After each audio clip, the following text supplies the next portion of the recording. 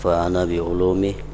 وقال عيسى عليه السلام طوبى لعين نامت ولا تهم بمعصية وانتبهت إلى غير إثم.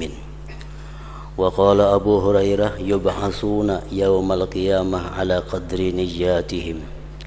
وكان الفضيل بن عياض إذا قرأ ولنبلونكم حتى نعلم المجاهدين منكم والصابرين ونبلو أخباركم يبكي ويرددها ويقول إن بلوتنا فضحتنا وهتكت أستارنا.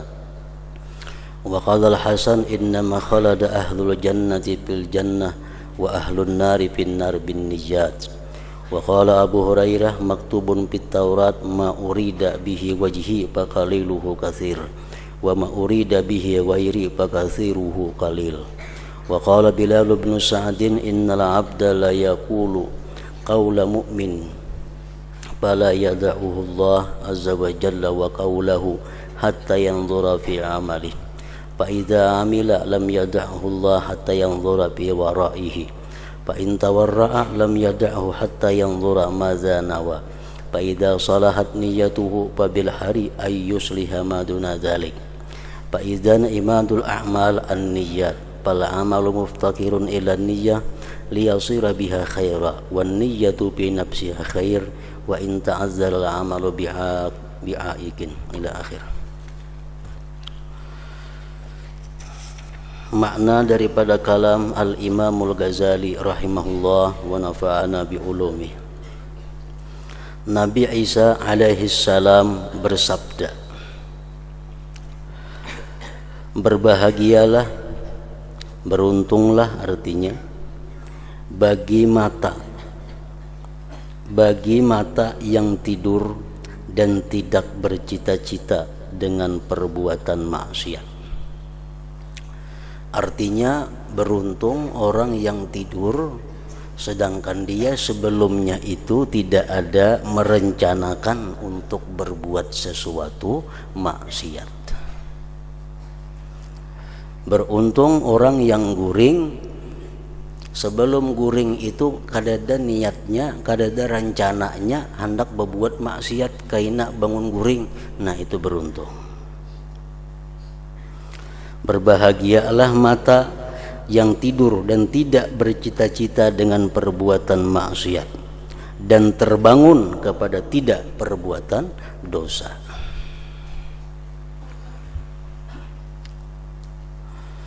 Abu Hurairah radhiyallahu anhu berkata, mereka manusia kelak akan dibangkitkan pada hari kiamat menurut kadar niat mereka.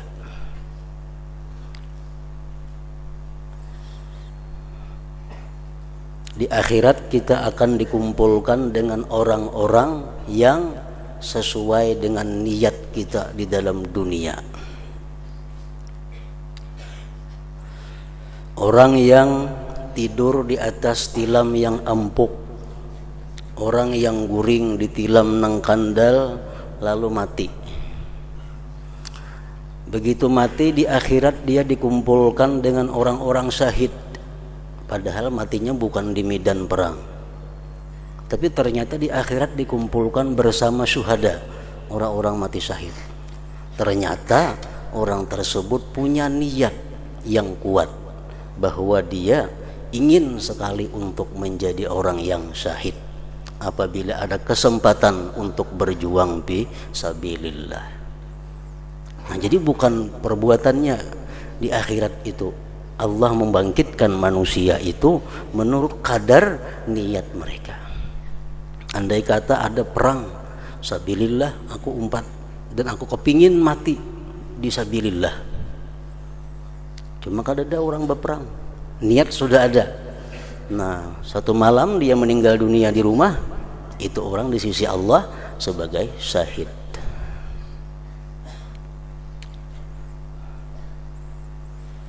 Contohnya lagi seorang perempuan yang belum kawin atau kada kawin. Seorang perempuan yang kada kawin ini mati. Ternyata si perempuan yang kada kawin ini di akhirat dikumpulkan Allah bersama-sama dengan perempuan-perempuan yang sangat bakti kepada suaminya. Dan dalam dunia kada pernah kawin. Kenapa di akhirat berkumpul lawan perempuan-perempuan yang bakti lawan suaminya? Ternyata perempuannya dalam dunia dia punya niat yang kuat. Andai kata aku kayaknya dikawini orang, andai kata aku jadi bini, aku akan jadi bini nang bakti kepada laki. Nah, orang kada tenang handaknya mati pada hulunya. Mati pada hulu. Di akhirat berkumpul lawan siapa? Lawan orang-orang nang balaki nang bakti kepada suaminya. Nah itu niat. Mereka kelak akan dibangkitkan pada hari kiamat menurut kadar niat mereka. Orang setiap waktu sembahyang berjamaah di masjid. Ini contoh-contoh. Sembahyang tiap waktu berjamaah di masjid. Begitu sampai mati di akhirat kadada catatan amal sembahyang berjamaah di masjid itu. Padahal zuhur asar di masjid sembahyang. Kenapa kadada? Oh sekalinya ke masjid tuh salajur ke pasar benar aja. Karena tokonya parak masjid, tokonya kada jauh masjid, kada jauh ya sembahyang zuhur berjamaah. Sembahyang asar berjamaah, bukan ke masjid tujuannya, kada mulai rumah ke toko. Buktinya apa? Buktinya andai katanya kada ke toko, sembahyang kada berjamaah di rumah. Nah itu bukti bahwa ke masjid tuh salajur menyalajur. Jakanya bujur-bujur orang ini ketujuh berjamaah, walaupunnya di rumah kada turun ke toko, tatapnya berjamaah ke masjid sembahyang. Nah ini bukti bahwa inya sembahyang berjamaah itu karena menjunjung perintah Allah, bukan karena salajur menyalajur. Nah kadada dalam catatan amal, karena sekalinya niatnya kadada niatnya. Orang menuntut ilmu 2-3 kali seminggu, menuntut ilmu 2-3 kali seminggu, begitu mati kadada catatan amal, maka mengaji 2-3 kali seminggu. Oh sekalinya mengaji selajur ma'atari anak bana aja di sekolah di sini. Begitu anaknya ampe juga mengaji. Nah kadada catatan amalnya, sekalinya selajur saja. Nah mereka kelak akan dibangkitkan pada hari kiamat menurut kadar niat mereka. Al-Fudail bin Iyad apabila membaca ayat walanabluwannakum hatta na'lamal mujahidina minkum was-sabirina wa nabluwa akhbarakum, arti ayat itu dan sesungguhnya dan sungguh kami benar-benar menguji kamu, jar Tuhan. Sungguh kami benar-benar menguji kamu agar kami mengetahui orang-orang yang berjihad dan bersabar di antara kamu, dan agar kami menyatakan baik buruknya hal ehwalmu.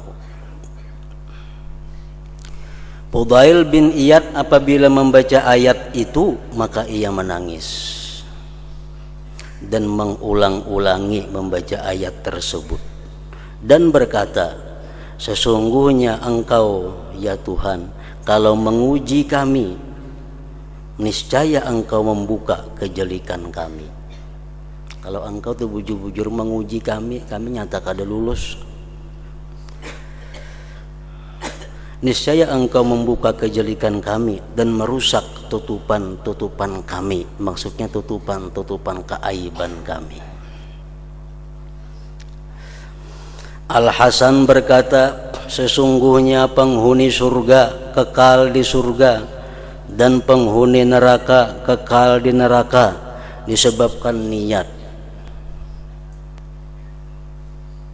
Macam kita punya niat beribadah kepada Allah, patuh kepada Allah seumur berapakah diberi Allah.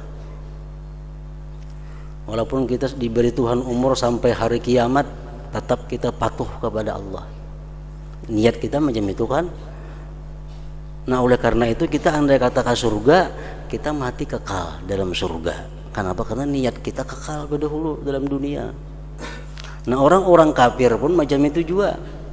Orang kafir itu menyembah berhala 50 tahun, mati 50 tahun menyembah berhala, tapi di nerakanya kekal. Kenapa? Karena hatinya sudah bertunggu. Andai kata dia sepanjang masa diberi umur, dia akan tetap menyembah berhala. Nah, jadi niat. Sesungguhnya penghuni surga kekal di surga dan penghuni neraka kekal di neraka disebabkan niat tadi. Abu Hurairah radhiyallahu anhu berkata, tertulis dalam kitab Taurat, apa yang dikehendaki keridhaanku maka sedikitnya adalah banyak, dan apa yang dikehendaki selainku maka banyaknya adalah sedikit. Amal perbuatan yang walaupun kecil tapi dengan tujuan mencari keridhaan Allah, walaupun amalnya sedikit tapi nilainya sangat besar di sisi Allah Subhanahu wa taala. Amal yang banyak tapi niatnya kada karena Allah menjadi sedikit. Dan apa yang dikehendaki selainku maka banyaknya itu amal adalah sedikit hukumnya di sisi Allah Subhanahu wa taala. Bilal bin Sa'ad berkata, sesungguhnya hamba itu mengatakan perkataan seorang mukmin, maka Allah tidak meninggalkannya dan perkataannya, sehingga dia melihat pada amal perbuatannya. Kita berkata seperti perkataan orang beriman. Contohnya kayak apa? Jar kita berkata dengan hati kita dan lisan kita, kita berkata bahwa aku andai kata mempunyai duit 100.000, maka akan aku berikan kepada orang fakir miskin 50.000 sadan aku. Nah, perkataan kita itu tidak akan ditinggalkan Allah, tidak akan dihapuskan Allah. Perkataan itu tidak akan disia-siakan oleh Allah. Bila aku dapat duit 100.000, 50.000 disedekahkan untuk fakir miskin. Nah, perkataan seperti itu perkataan orang yang beriman. Allah tidak akan meninggalkan itu sehingga dia melihat pada amal perbuatannya. Jadi perkataan itu dicatat oleh Allah, dicatat, ditulis sampai inya kena beramal seperti itu. Apabila ia beramal, nah dapat 100.000 duit, disedekahkannya 50.000 untuk fakir miskin, 50.000 sagan inya, maka Allah tidak meninggalkannya. Dicatat oleh Allah. Inya sudah berniat tadi, inya sudah melakukan, dicatat. Allah kada akan meninggalkannya sehingga dia melihat kepada sehingga dia melihat pada waraknya. Waraknya orang ini macam apa? Waraknya orang ini macam apa? Duit yang diberikannya dari apa hasilnya? Duit yang diberikan disedekahkannya dapat dari mana? Nah, Allah selidiki itunya, Allah ketahui itunya.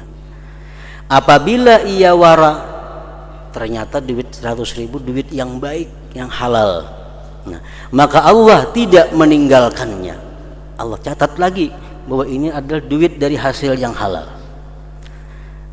maka Allah tidak meninggalkannya sehingga dia melihat kepada apa yang ia niatkan. Nah, terakhir yang ia niatkan apa? Kalau niatnya baik, maka sepantasnya bahwa dia akan memperbaiki apa yang kurang dari yang demikian itu.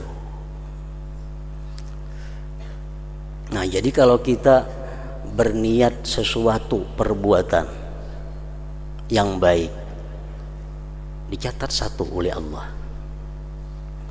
Begitu sampai kepada kenyataannya, kita perbuat sesuai niat, dicatat 10.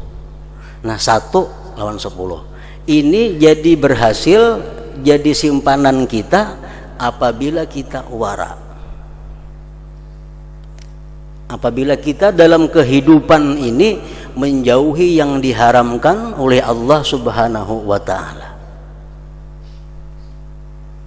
Kita berniat malam ini sembahyang 11 rakaat. Dicatat 1 oleh Allah.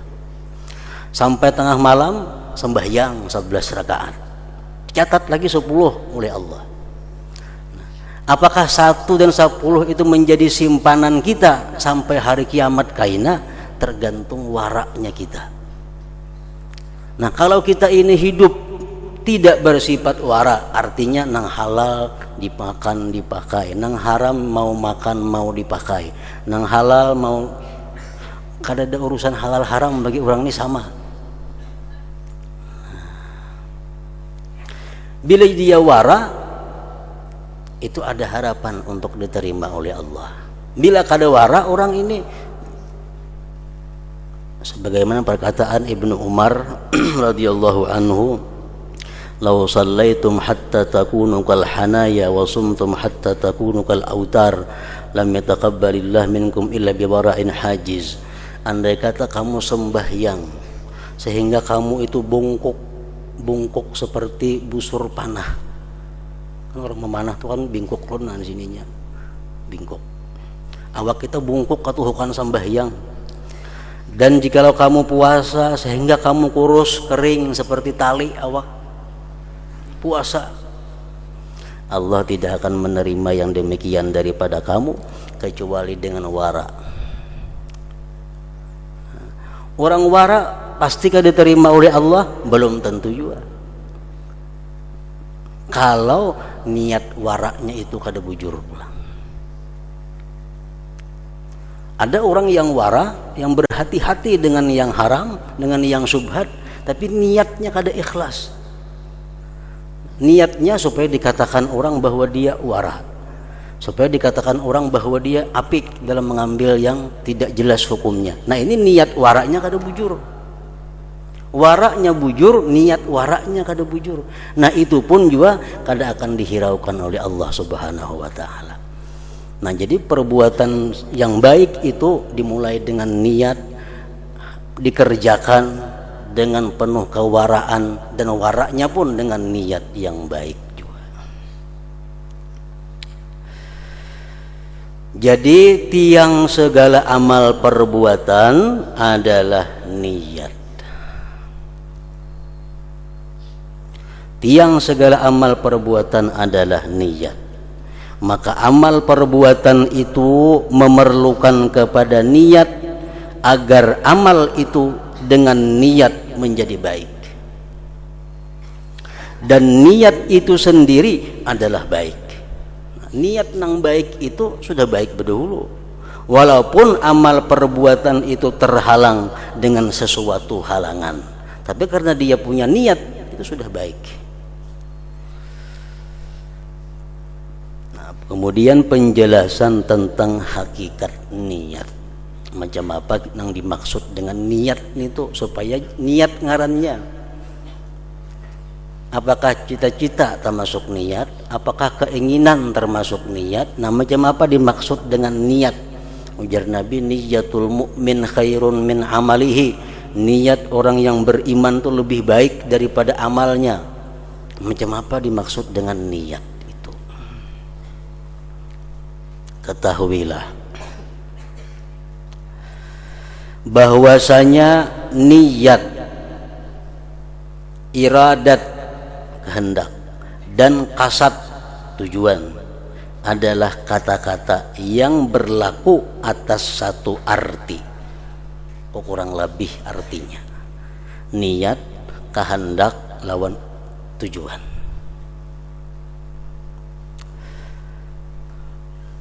Yaitu keadaan dan sifat bagi hati.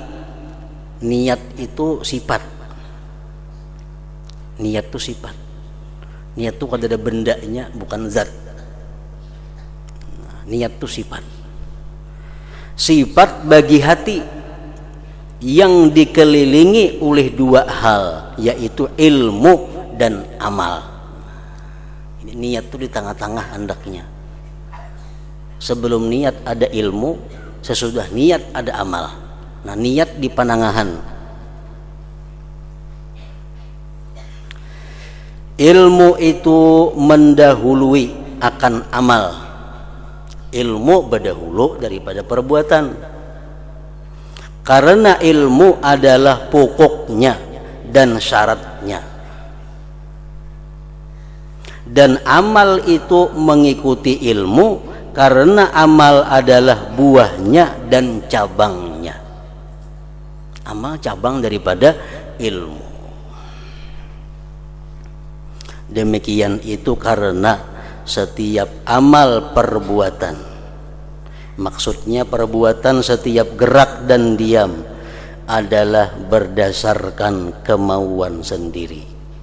Maka ia tidak sempurna kecuali dengan 3 hal, yaitu ilmu, kehendak atau niat, dan kemampuan. Jadi amal perbuatan kada akan bisa sempurna kalau kada ada 3 hal. Pertama ilmu, kedua niat atau kehendak, yang ketiga kemampuan. 3 itu hanya terjadi satu perbuatan. Contohnya, orang mengetahui bahwa bersedekah itu adalah baik, tahu ganjarannya surga, macam-macam sudah diketahuinya, tahu itu sebuting syaratnya, tapi inya kada hendak,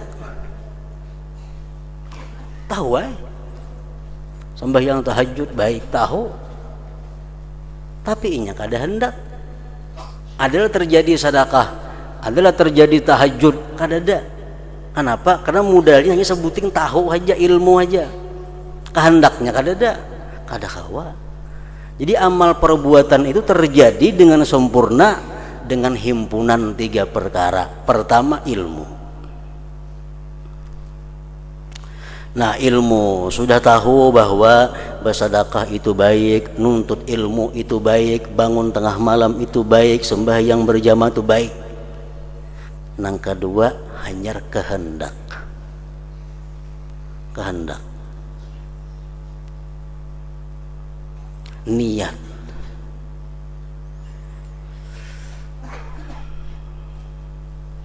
Bersedekah baik. Lalu hendak. Nah, hendak. Sembahyang tengah malam baik, lalu inya hendak. Tapi belum terwujud juga lagi amalnya. Bila kada ada nang ketiga apa? Dan kemampuan. Dan kemampuan. Bersedekah baik, tahu. Hendak benar, yang disedekahkan kada ada. Kaulah, kada mampu.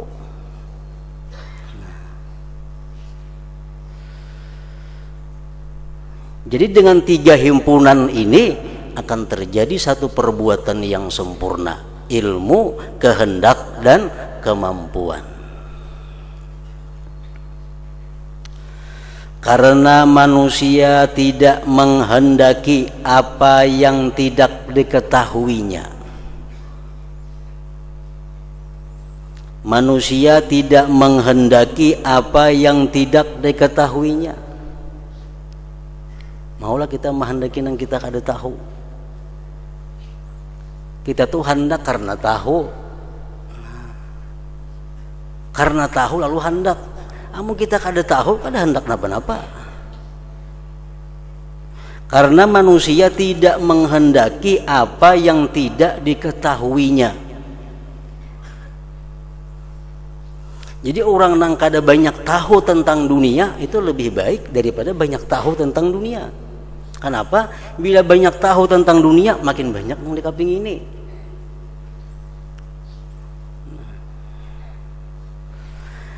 Maka tidak boleh tidak untuk mengetahuinya. Ilmu dahulu artinya. pengetahuan.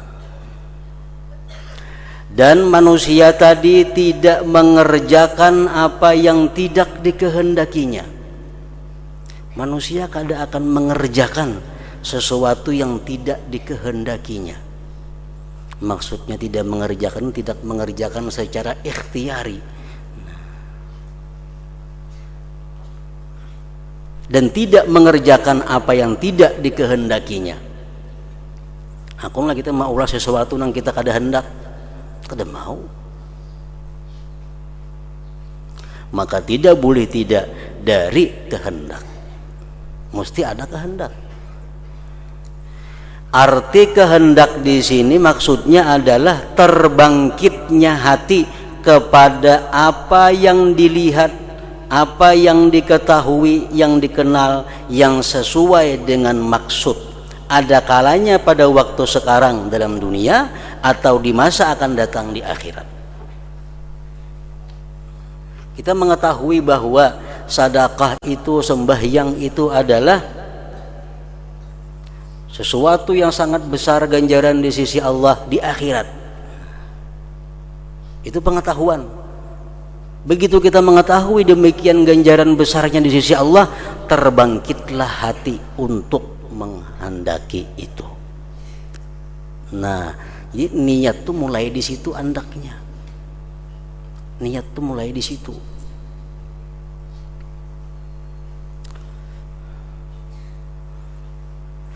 Maka manusia diciptakan di mana sebagian perkara cocok dengannya dan sesuai dengan maksudnya.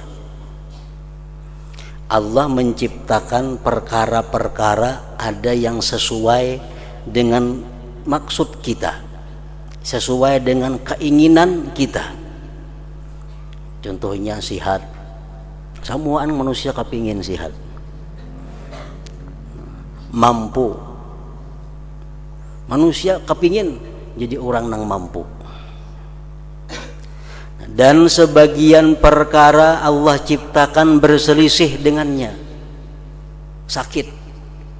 Nah, itu kada cocok lawan kita. Susah, itu kada cocok lawan kita, kada kepingin kita.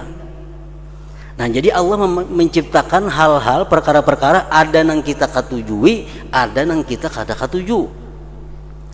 Nah, maka ia memerlukan kepada menarik perkara yang sesuai, yang cocok kepada dirinya, dan menolak yang mendatangkan bahaya yang bertolak belakang dari dirinya. Lalu si manusia ini berusaha untuk mengambil nang cocok lawan dirinya, menghindari, menjauhi nang kada cocok lawan dirinya. Manusia berusaha agar dia sehat, agar dia kaya, agar dia berilmu, berusaha untuk menarik itu. Dan manusia menjauhi, menolak sakit, menolak bangkrut, menolak dan sebagainya negara baiknya. Maka ia memerlukan dengan pasti kepada mengenal dan mengetahui sesuatu yang mendatangkan bahaya dan mendatangkan manfaat, sehingga menarik ini dan lari dari ini. Jadi manusia mesti tahu nang mana nang menyenangkan lawan inya, nang mana nang menguntungkan lawan inya, nang mana nang memberi manfaat lawan inya. Manusia mesti mengetahui itu supaya bisa menarik. Dan manusia mesti tahu apa-apa yang membahayakan lawan dirinya supaya bisa menolak, supaya bisa menjauh. Nah, jadi ilmu. Sesungguhnya barang siapa yang tidak melihat makanan dan tidak mengenalnya, maka tidak mungkin ia memakannya. Di tahun 90-an ke bawah, kita kada hendak makan Kentucky. Kenapa? Kada tahu pada Kentucky itu ada, kada mengenal. Talintas di pikiran kita aja kada ada hendak makan Kentucky, kada ada. Karena kita kada tahu pada itu makanan, dikira ngapakah Kentucky ini tuh. Barang siapa yang tidak melihat makanan dan tidak mengenalnya, maka tidak mungkin ia memakannya. Dan barang siapa tidak melihat api, maka ia tidak mungkin lari daripadanya. Orang tuh kada tahu bahwa itu api. Api itu menghanguskan, membahayakan. Nya kada tahu.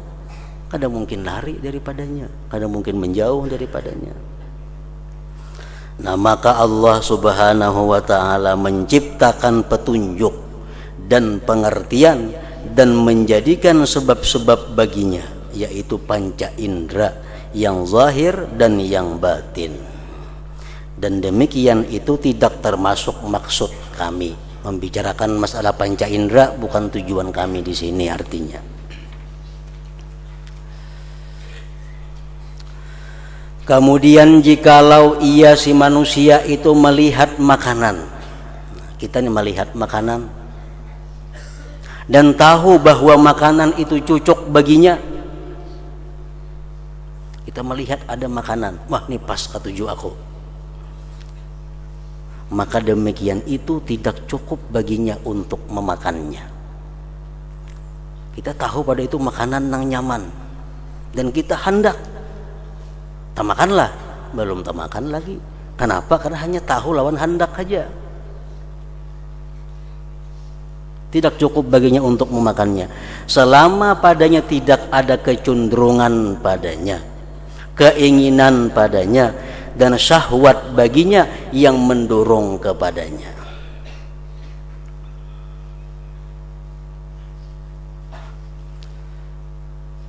Karena orang yang sakit, ia melihat makanan dan tahu bahwa makanan itu cocok, makanan itu nyaman, tahu, dan dia tidak mungkin memakannya karena tidak ada keinginan dan kecenderungan dan tidak ada pendorong yang menggerakkan kepadanya. Orang garing suruhnya ayam goreng, tahu ya pada nyaman itu, tahu, tapi nya kada ada liurnya, pahit liurnya, karena kepingin disuapir di luaknya. Padahal tahu pada itu makanan yang nyaman, cuma karena inya kada ada kehendak yang membangkitkan dirinya, kada ada nafsunya, kada makan inya. Nah, maka Allah Ta'ala menciptakan bagi manusia kecenderungan, keinginan, dan kehendak. Maksudnya kecenderungan pada dirinya kepada makanan itu dan menghadap dalam hatinya kepadanya. Kemudian demikian tidak cukup baginya. Ada makanan yang nyaman, tahu kita pada nyaman, dan hendak makan ada, dorongan kuat hendak makan itu, belum tentu kita kau makan. Duitnya kada ada nukar kau lah. Beli berada melihat di warung nah, gana-gana wadai iwak, hendak duitnya kada ada kemampuan, kada kau makan. Orang garing tadi mulai kehendaknya sudah kada ada. Ada ini kehendaknya ada, cuma kemampuannya kada ada. Maka banyak sekali orang yang menyaksikan makanan, berkeinginan padanya, berkehendak memakannya, hal keadaannya lemah daripadanya karena keadaannya lumpuh umpamanya. Maka diciptakan baginya kemampuan dan anggota badan yang bergerak sehingga dengannya sempurna memakannya. Nah, itulah perbandingannya ibadah yang kita lakukan. Pertama dasarnya adalah kita mengetahui dahulu bahwa ibadah itu perlu, ibadah itu memberikan manfaat yang luar biasa kepada kita. Nah, dengan itu diharapkan akan timbul kita keinginan, kebangkitan hati untuk melaksanakan itu, dan kita pulang minta kepada Allah kemampuan untuk melaksanakan ibadah itu. Nah, bila kita kumpul tiga, pengetahuannya ada, kehendaknya ada, kemampuannya ada, terlaksanalah satu ibadah, satu perbuatan. Anggota badan itu tidak bisa bergerak kecuali dengan kemampuan, dan kemampuan itu menunggu pendorong yang membangkitkan. Karena kemampuan itu menunggu pendorong, dan pendorong itu menunggu ilmu dan ma'rifat, pengetahuan atau dugaan dan i'tikad. belirit aja nih tuh. Kemampuan kada akan timbul kalau kita kada bakahandak. Bakahandak kada akan timbul kalau kita kada tahu. Kalau kita kada tahu. Jadi manusia-manusia yang kada beribadah itu macam-macam. Manusia yang kada sembahyang, manusia yang kada taat lawan Allah. Ada nang memang inya kada tahu. Lalu kada ada kapingin. Lalu kada ada kemampuannya. Ada nang tahu, cuma pengetahuan itu kada sampai kepada memberikan kehendak, kada sampai memberikan minat, membangkitkan. Ada nang tahu hendak tapi kada mampu. Nah, jadi orang meninggalkan ibadah itu salah satu antara tiga itu. Kita kada sembahyang malam, padahal tahu, padahal hendak, cuma bila malam teguringan, bangun siang sudah kada kawa. Ada macam itu. Ada nang memang kada tahu pada malam tu baik, jadi kada ada minat, kada ada kehendak karena kada tahu. Macam-macam.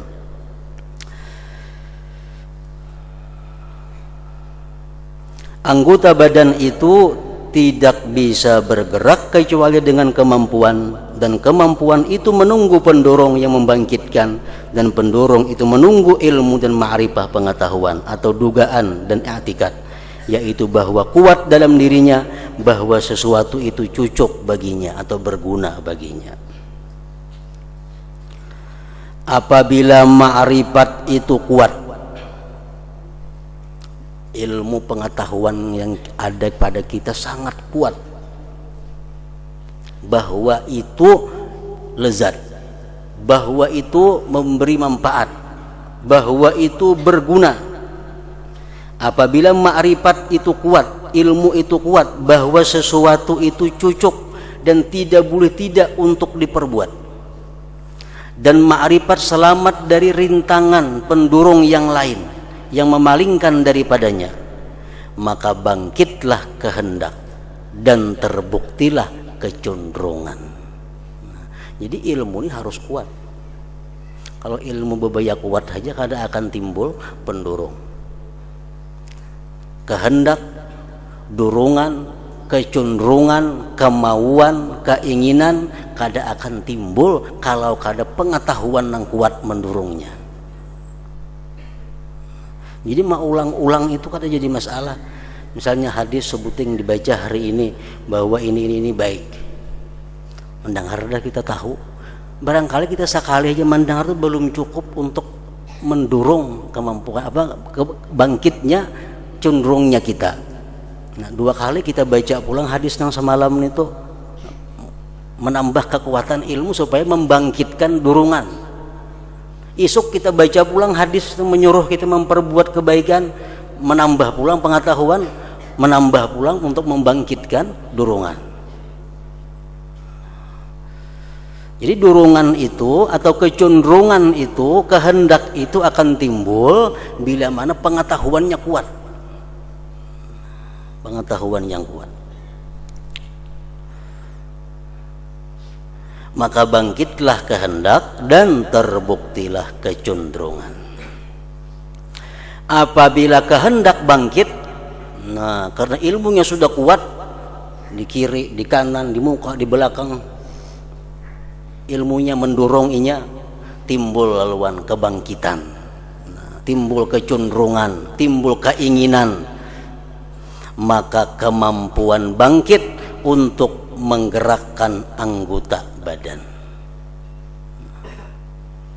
Apabila kehendak bangkit, apabila kehendak itu sudah timbul, maka kemampuan bangkit untuk menggerakkan anggota badan. Anggota badan ini akan bisa bergerak apabila didorong oleh kehendak yang kuat. Anggota badan kita bisa melangkah kalau didorong kehendak yang kuat, keinginan yang kuat. Mun bebaya ingin saja kada tagarak awak. Mun bebaya kapingin, bebaya hendak saja kada bergerak awak.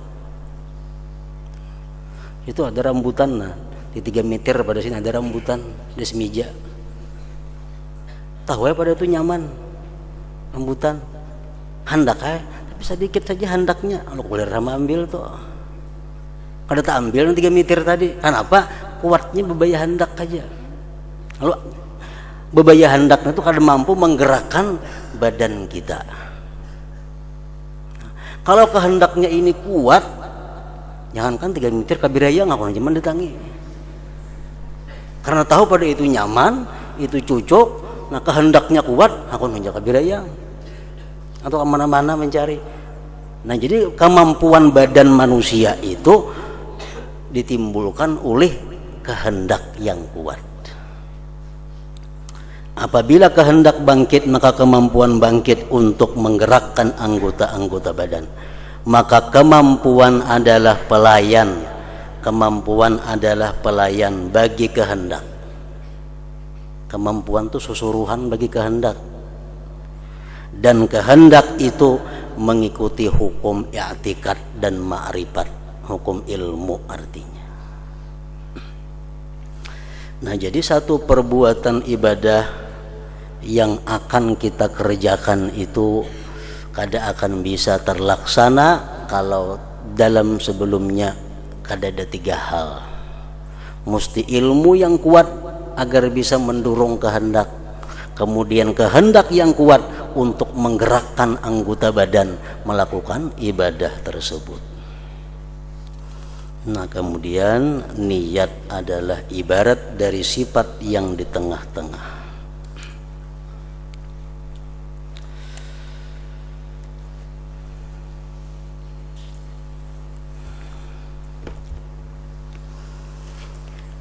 Afdalul dzikri fa'lam annahu la ilaha illallah Muhammadur Rasulullah la ilaha illallah Muhammadur Rasulullah la